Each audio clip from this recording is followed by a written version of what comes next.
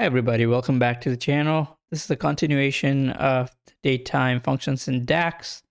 So on this video, we'll talk about the Datediff function. So the Datediff function returns a number of interval boundaries between the dates.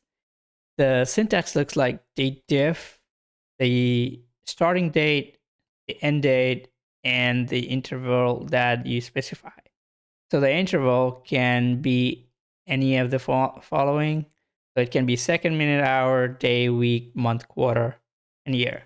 Let's look this in action. So I have a factory reseller sales table from AdventureWorks. So on this case, I want to understand how many days does it take for us to ship the order from the order date. So I can use this handy function to come up with that number. So let's create a column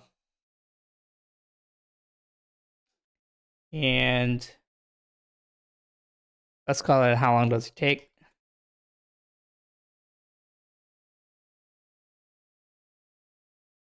To ship. All right, so it would be date diff. Start with the starting date. The starting date would be the order date.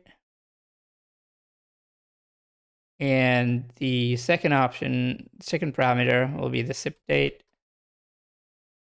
And let's get that interval in number of days.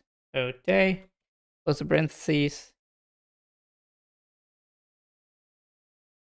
And so you see its order date was 1/29/2011, and it was shipped on 2/5. So it took 7 days to ship it. So we can change it just number of week, and it just give us the number of week. So similarly, you can choose any of the parameter that suits you. So that's all for the video. Hope it was helpful. Thank you for watching.